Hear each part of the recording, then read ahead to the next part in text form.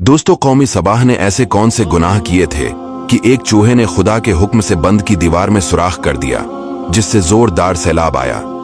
Sabah एक अरब का कबीला था। इस आबादी की आबू हवा और जमीन इतनी साफ और इस कदर लतीफ और पाकीज़ा थी कि इसमें मच्छर न मक्खी न सांप। मौसम नहायत न गर्मी न सर्दी। यहाँ के बागात में कसीर फलाते थे कि जब कोई शख्स सर पर टोकरा लिए गुजरता तो बगैर हाथ लगाए किस्म किस्म के फलों से इसको टोकरा भर जाता था। गरज ये कौम बड़ी खुशहाली में अमन और सुकून और आराम चैन से जिंदगी बसर करती थी, मगर नामतों की कसरत और खुशहाली ने इस कौम को सरकश बना दिया। अल्लाह ताला ने इस कौम को यके बाद दीगर 13 नबियों को भेजा, जो इस कौम को खुदा की नामतें याद दिला दिला कर अज़ाब इलाही से डराते रहे, मगर इन सरकशों ने खुदा के नबियों को जुठला दिया।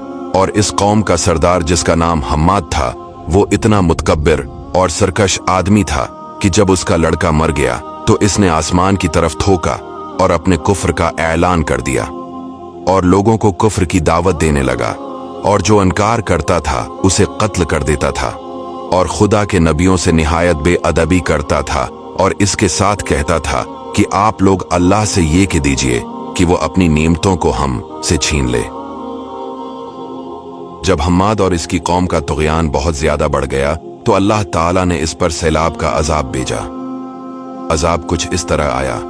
कौमी सबाह की बस्ती के किनारे पहाड़ों के दामन में बंद बांधकर मलका बिल्किस ने 3 बड़े बड़े तालाब नीचे ऊपर बना दिए थे। एक चूहे ने खुदा के हुक्म से बंद की दीवार में सुराख कर दिया और वो बढ़ते बढ़ते बहुत बड़ा शिगाफ बन गया, यहाँ तक कि बंद की दीवार टूट गई और न्यागहान जोरदार सैलाब आ गया।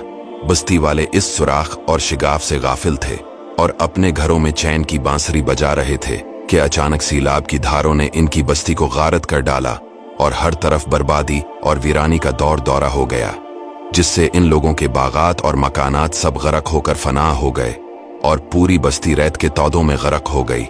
आमदा और लजीज फलों के बागात की जगह झाव और जंगली बीरों के खारदार और खौफनाक जंगल अग गए, और ये कौम आमदा और लजीज फलों के लिए तरस गई, और इस तरह ये कौम तबाह और बर्बाद हो गई। अल्लाह ताला ने कौम सबाह की इस हलाकत का तज़किरा सूरा सबा में भी फरमाया है। दोस्तों, कौम सबाह की ये बर्बादी उनकी सरकशी और खुदा की नेमतों की नाशकरी के सबब हुई, और नबियों के साथ उनकी गुस्ताखियां जब बहुत बढ़ गई।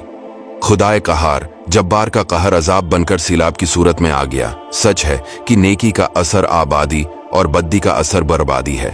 लिहाजा हर नियामत पानी वाली कौम को लाजिम है कि खुदा की नामतों का शुक्र अदा करे और गनाह से हमेशा किनारा कशी अख्तियार करे, वरना खतरा है कि अजाब ना उतर पड़े। दोस्तों, वीडियो को शेयर जरूर कीजिएगा।